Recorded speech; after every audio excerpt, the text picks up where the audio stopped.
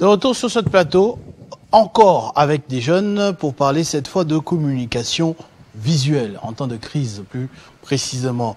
J'ai avec moi deux jeunes qui vont avoir le luxe de se présenter, parce que je connais déjà monsieur Jospin Benamei, avec qui on a échangé tout à l'heure, qui est accompagné de monsieur Julson Matoulou. Julson Matoulou.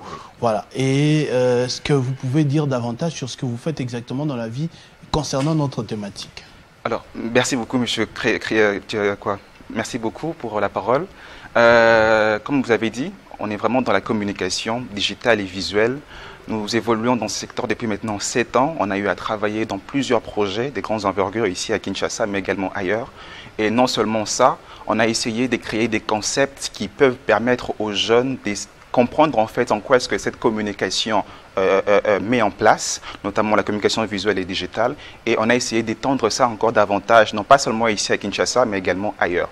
La semaine dernière, on était à Brazzaville, où on a eu à donner une masterclass inédite sur le montage vidéo et le motion design pour permettre aux participants ou aux jeunes qui étaient à Brazzaville, à l'espace jeunesse et perspective, de comprendre en fait comment est-ce que la communication évolue et comment est-ce qu'elle marche en ce 21e siècle. Aujourd'hui, on s'est dit que voilà, on a la communication comme on le connaît tous, comme on l'a tous appris, que ce soit à l'université, que ce soit dans les médias ou quoi que ce soit, mais cette communication a énormément évolué. Aujourd'hui, il y a des branches qui s'y rajoutent, aujourd'hui, il y a des sous-branches qui s'y rajoutent. On peut facilement évoquer plusieurs secteurs, notamment de la communication digitale. Aujourd'hui, il y a des influenceurs qui sont nés, aujourd'hui, il y a des communicateurs IA qui s'est né, donc il y a énormément de choses qui évoluent et nous, dans ce que nous faisons... IA comme intelligence artificielle. Intelligence artificielle, exactement. Communicateurs intelligence artificielle. Exactement. Et il y a même... Qu'est-ce que vous entendez par là? Donc facilement, il y a des créateurs en communication, en intelligence artificielle. Je donne un exemple. En 2023, il y a, je ne sais pas si vous êtes fan des films télé, il y a la série Secret Vision de Marvel Studios qui a sorti en fait une nouvelle série, mais l'animation de cette série au début n'a pas été réalisée par un monteur vidéo et motion designer proprement dit, mais ça a été généré par un réalisateur IA.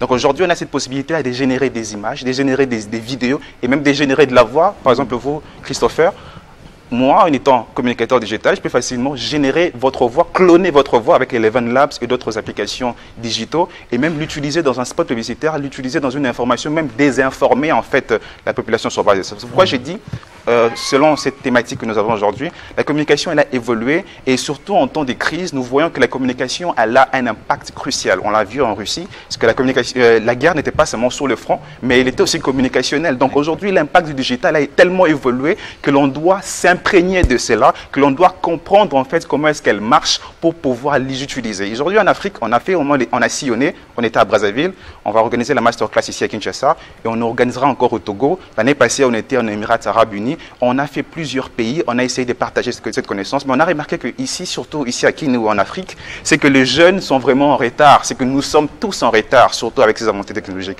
On était à Brazzaville la semaine passée, je parle en fait de ChatGPT et on était stupéfait de voir que même les jeunes ne savent pas en quoi est-ce que ChatGPT ici ou là-bas? À Brazzaville. Et même moi ici, je suis sûr et certain que peut-être... Ici, ça va quand même. Hein. Ça va quand même. Avec tous les tricheurs qu'il y a là. Moi, ouais, ça va quand même. Je vois ça pratiquement partout. Ça tout va le quand monde même. a... Voilà. Mais c'est ça, cette forme de la communication. Aujourd'hui, on se limite en fait sur ce que nous avons, ce qu'on nous a appris, mais les choses ont tellement évolué. L'IA a apporté énormément de choses et c'est ce qu'on met en place, c'est ce qu'on présente dans nos masterclass et dans nos initiatives. C'est de permettre aux jeunes de comprendre que non, bien sûr, tu sais monter, tu sais faire des montages vidéo avec Premiere Pro, tu sais faire des animations à After Effects, mais il n'y a pas que ça. Aujourd'hui, tu peux créer des contenus avec ton smartphone. Aujourd'hui, tu peux te faire de l'argent avec ça et être autonome avec ces outils digitaux. Donc, il y a énormément de choses à prendre en compte sur base de ça et c'est ce que l'on a présenté à Brazzaville la semaine dernière. C'est ce qu'on présentera à C11 ici à Kinshasa. Je reviendrai pour parler de l'expérience de Kinshasa. Ouais. Je vais prendre aussi quand même, Monsieur Justin, vous évoluez dans le même secteur aussi, c'est-à-dire communication digitale, visuelle, intelligence artificielle et tout. Vu qu'on est obligé de parler de ce que le pays traverse en ce moment, on a vu que la guerre s'est passée aussi au niveau de la communication. Avec des informations qu'on pouvait créer et être tellement crédible au moment de la consommation. Est-ce que vous pouvez nous parler aussi du rôle que vous pouvez jouer en ce temps de guerre que traverse la RDC? Oui, le rôle que nous pouvons jouer, c'est premièrement celui participer à l'acquisition des informations correctes. Vous voyez un peu, l'acquisition des informations correctes qui seront consommées par cette population qui a besoin de réellement être informée, puisque l'information rassure, l'information aide à avoir une position. Et à notre niveau, ce que nous pouvons faire, c'est peut-être des animations, des sensibilisations, afin d'appeler le peuple peut-être à la vigilance. Au-delà de la vigilance, il y a ces besoins de... Même quand on revient d'ailleurs sur la vigilance ne sera pas seulement par rapport à ce qu'on entend à gauche, à droite, elle sera aussi par rapport à ce que nous suivons. Vous voyez, il y a des chaînes télévisées comme Télé 50 par exemple, au-delà il y en a d'autres, mais toutes ne diffusent pas des informations parfois exactes et correctes.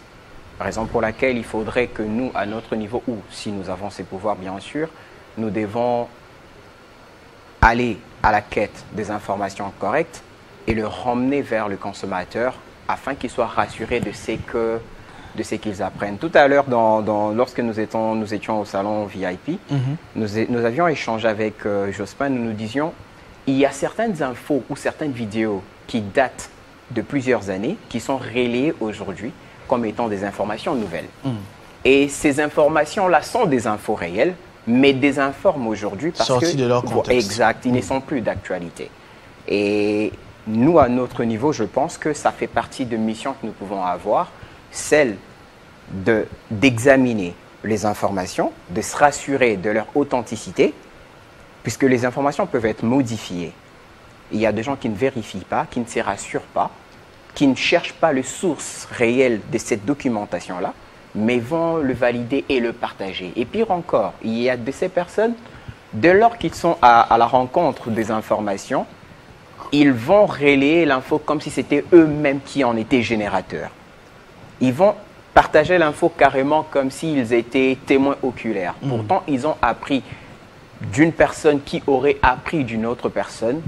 Donc, voilà un peu. Je pense qu'à notre niveau, par rapport à l'actualité du pays, nous avons aussi la mission de nous rassurer que les informations relayées soient les bonnes et les meilleures.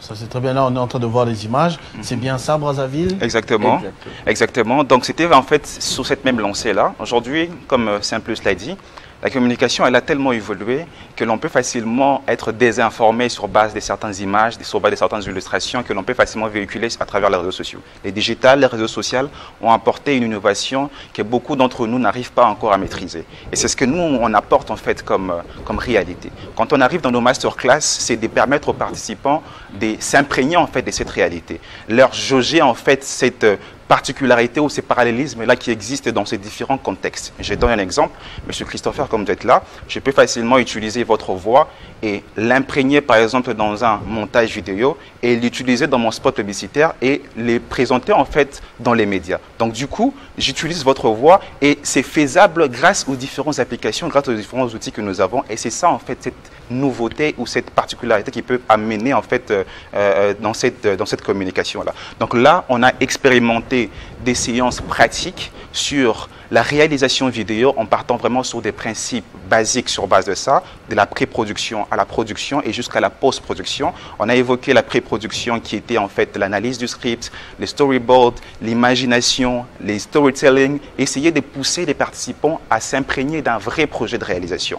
Donc, et ensuite, on a essayé d'évoluer là-dessus en parlant de la production auquel on a eu à matérialiser nos idées initiales lors de la pré-production et ensuite on a essayé de les fusionner dans la post-production pour donner en fait des vrais projets utilisables par plusieurs personnes. Donc c'est ça en fait l'idée que nous avons dans nos différentes initiatives. Et qu'est-ce qui va se passer à Kinshasa? C'est quand déjà? C'est 11 mars. C'est pratiquement cette même expérience que nous avons eue Pourquoi vous avez préféré commencer par Brazzaville puis revenir à Kinshasa? Donc c'était en fait un défi. C'était un nouveau challenge, voir un peu ce que ça allait donner. Et il y avait énormément de demandes de ce côté-là. Depuis 2023, on y pensait et c'est cette année qu'on a pu le matérialiser. Des demandes alors qu'ils ne maîtrisent même pas ChatGPT. Exactement. Donc on devait venir là-bas pour leur faire comprendre comment est-ce que cela fonctionne, comment générer des voix off, comment générer des audios, comment faire des montages, comment imaginer un scénario. Tout ça, on a essayé de les pratiquer avec eux. Et ça a été vraiment très intéressant parce qu'il y a eu des délégations de la chaîne nationale du Congo Brazzaville qui étaient là. Il y a eu des jeunes, des participants. Il y avait au total 50 jeunes brazzavillois qui étaient là pour participer à cette masterclass. Et ils nous réclament encore pour le mois de juin. Vous avez un brevet pour ça ou bien vous avez appris tout ça à l'école et vous êtes auto-formé? Alors moi, par exemple, je me suis d'abord auto-formé, mais ensuite j'ai essayé de l'expérimenter vraiment de manière pratique. J'ai eu à suivre des formations, notamment à l'Académie numérique du Togo, qui est vraiment un partenaire préjudiciable avec qui j'ai eu à suivre des formations là-bas en motion design et j'ai eu à avoir des certifications là-dessus et j'ai eu maintenant à les transmettre un peu partout. Et l'année passée, j'ai été même nominé au sommet Bridge Africa Summit à Benguérir au Maroc en tant que jeune leader africain ayant des projets impactant la jeunesse, surtout dans les secteurs digitaux. Monsieur Justin? Oui, moi j'ai fait l'Académie des Beaux-Arts avant tout et je pense que ces choix est parti déjà de l'éducation au niveau de la maison. Puisque j'ai eu un père qui était dans les mêmes domaines. Il faisait des vidéos et des photos et chaque année scolaire déjà à l'école primaire, j'avais droit à un appareil photo. Donc c'est un environnement dans lequel j'ai été baigné et imprégné depuis mon enfance. Je suis parti de là jusqu'à faire les études universitaires dans ces domaines des arts et de la communication. Mais après, il s'en est suivi aussi des formations que je suivis sur beaucoup de plateformes. Bien sûr, j'ai rajouté aussi le côté managérial qui nous manque un tout petit peu, surtout nous qui sommes dans ces domaines. J'ai rajouté quelques formations sur le management et c'est ce que nous nous efforçons maintenant à partager avec d'autres personnes. Pour la question que vous avez posée, pourquoi commencer par Brazzaville? Nous n'avons pas commencé par Brazzaville. Nous donnons ces formations depuis des années. Seulement pour cette année-ci, comme Brazzaville avait beaucoup... Vous faites des masterclass. Nous faisons des masterclass. Ce que vous faisiez aussi, déjà, c'était des masterclass. Exact, c'était des masterclass. Sauf que Brazzaville a beaucoup vu, ils ont demandé, ils ont réclamé. C'est comme ça que nous nous étions rendus sur place. Question de commencer une nouvelle aventure et histoire avec eux. Et nous vous assurons que c'était très impactant, très merveilleux et intéressant. Comme on est en train de le voir dans ces images. Exactement. Ça se passe sur plusieurs jours? Ça se passe généralement en 1 ou 2 semaines. Par exemple, ce que vous êtes en train de voir maintenant, là, c'était à Kinshasa, c'était l'année dernière. On le fait généralement 1 fois par an. C'était à Kinshasa, à l'espace Mediaspol. C'est 11 mars, ça sera également à l'espace Mediaspol. Mediaspol à Limité 10e rue industrielle. Donc on a un peu ces côtés en fait des pouvoirs rassemblant en fait des jeunes, non seulement des jeunes, mais également des intervenants qui évoluent des gens dans les secteurs, qui viendront partager leur savoir. Et on a aussi des soutiens, des personnes, des personnalités aussi du pays qui nous soutiennent avec ce que nous initions. Et même à Brazzaville, on a énormément de soutien. Et là, on se projette aussi pour aller au Togo au mois d'avril pour organiser cette même session de masterclass au Togo avant aussi de pouvoir se projeter sur d'autres initiatives. Votre pays de formation d'ailleurs, le Togo. Voilà. Mais dites-nous, quand même, vous reconnaissez que le continent a pris du retard. Exactement. Comme d'habitude, malheureusement, dans plusieurs secteurs, dans plusieurs défis de la vie, souvent l'Afrique prend du retard, on se réveille en retard et pour rattraper, ça devient compliqué. Par rapport à cela, avec des jeunes comme vous, qui vous êtes réveillés, qui êtes absolument dedans, pensez-vous qu'on peut rattraper ce retard d'ici là? Exactement, exactement. Il suffit juste de volonté. Okay? Avec la volonté, on peut facilement tout surmonter. On a vu que, vous avez donné l'exemple au départ, il y avait des jeunes à Brazzaville qui ne savaient même pas comment ouvrir un logiciel informatique dans leur ordinateur. Mais il a fallu que cette volonté-là d'être là comme participant et en 4 jours, ils ont su apprendre un maximum de choses et ont su le maîtriser en un minimum de temps. Donc il suffit juste de la volonté. Si on s'implique suffisamment à donner en fait, à financer ces genres d'initiatives, vous voyez que nous sommes vraiment des jeunes qui travaillons avec nos propres idées, avec nos propres initiatives. Ça se finance en milliards, les intelligences artificielles, là, je vois. C'est peut-être la prochaine guerre. C'est tout le temps sur la bouche de Donald Trump, Elon Musk, avec ce qu'il a lancé de puissant là sur Twitter. C'est quoi, Gok, ça? Oui. Hein? Gok, oui. Est-ce qu'on va rattraper ce retard à des milliards de dollars? Bien sûr, bien sûr. D'abord, la richesse, elle est d'abord humaine. D'abord, on a une population qui est énorme. On a plus ou moins 22 millions d'habitants à Kinshasa et plus de 100 millions en RDC. Donc, déjà, c'est une grande richesse que nous avons. Imaginons que toutes ces personnes, on peut dire peut-être la moitié de ces personnes, apprend en fait à maîtriser ces différents outils, apprend en fait à les matérialiser en créant en fait en utilisant ces différents outils, on peut facilement s'imprégner de ces technologies et évoluer en ce sens-là. Le problème est que non, nous ne sommes pas informés. On a ces cruels problèmes de désinformation. Si on a suffisamment d'informations et on est suffisamment équipé en matériel pour pouvoir utiliser ces outils, on peut facilement se développer et rattraper ces retards-là. Oui. Pour ajouter sur ce que Jospin a dit, je pense que la question que vous avez posée est à 2 degrés ou 2 dimensions. Il y a cette partie d'utilisateur et la partie concepteur. Je pense que du point de vue concepteur, ça demande beaucoup d'investissement. C'est peut-être sur ces points-là où le retard que nous avons déjà sera encore beaucoup cumulé et nous demandera beaucoup de temps de nous rattraper. Mais étant utilisateur, ce retard est vraiment rattrapable.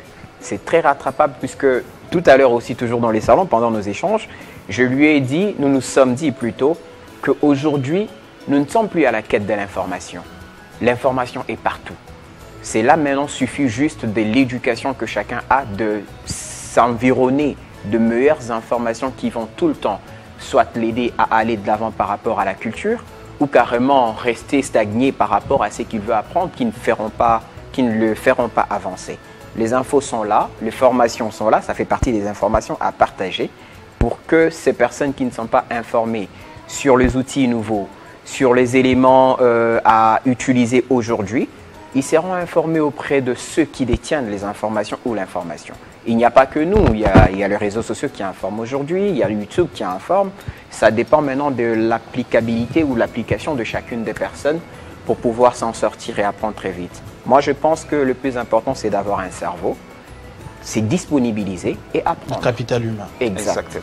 Alors, dites-nous, comment faire pour participer à la session du 11 mars? Alors, pour participer, c'est simple. Il faudra juste nous contacter à travers nos réseaux sociaux, notamment dans la page Focus Masterclass, qui est la plateforme qui donne en fait cette formation, sur Facebook, sur Instagram, sur LinkedIn. On répond généralement facilement. Vous nous contactez et vous pouvez facilement avoir un lien qui va vous permettre de remplir un formulaire et être sélectionné pour participer à cette masterclass. Vous pouvez rappeler la page? Focus Masterclass. Okay? Focus Masterclass. Alors, vous entrez sur Facebook, vous tapez Focus Masterclass, vous envoyez votre message, vous demandez en fait de participer et on va vous envoyer un lien pour que vous puissiez remplir un formulaire en ligne et soumettre les différentes indications qui sont mises dans ces liens et on va facilement voir vos informations et vous rappeler en fonction de cela. D'accord, merci beaucoup en tout cas de nous avoir fait part de cette expérience, monsieur Jospin et monsieur Julson, oui, Julson, voilà, de Focus Masterclass. Merci beaucoup, on a besoin de beaucoup plus de jeunes comme vous. Merci beaucoup. Je crois que ça va arranger les choses. Exactement. Donc on va passer par vous pour en avoir plusieurs. J'encourage vivement les jeunes à prendre part à ces séances de formation. Peut-être que moi-même j'essaierai aussi votre apprenant. D'ici là, je vais faire la recherche et voir comment ça se passe. Si vous n'êtes pas trop cher. Hein? Non, ça va, ça va. Et aussi, j'aimerais en fait citer un peu quelques personnes qui nous soutiennent, surtout dans cette logique. Il y a le bourgmestre Isaac Mukendi qui nous soutient énormément. Isaac Mukendi. Vu que nous faisons... J'étais au téléphone avec lui hier, il m'a annoncé une très grande nouvelle que je me prive de révéler en public. Okay. En tout cas, ça me brûle les lèvres. Exactement, donc c'est quelqu'un qui nous soutient énormément. Il était lui-même présent à la session de l'année passée pour essayer d'aider les jeunes, booster encore les jeunes. Et nous sollicitons aussi s'il y aura d'autres acteurs, surtout publics et privés ou politiques, qui aimeraient vraiment soutenir cette initiative des jeunes. Nous sommes vraiment ouverts à tout le monde. Il y a des jeunes entre nous qui nous soutenons, il y a nos intervenants, Don de Dieu Capena, Narcisse Ntilele, nos sœurs, la Gélida Fondation avec Esther Tamboué et d'autres amis qui nous soutiennent pour que nous puissions arriver à matérialiser cette idée. Ce n'est pas facile, c'est vraiment un casse-tête, mais au moins avec l'aide de Dieu, avec l'aide de personnes, nous arrivons au moins à matérialiser cette idée. Merci beaucoup, c'est très gentil. Si la production me le permet, je pourrais recevoir Bob Ambongo que j'ai vu. On a dit, c'est plus possible, donc il ne va plus passer.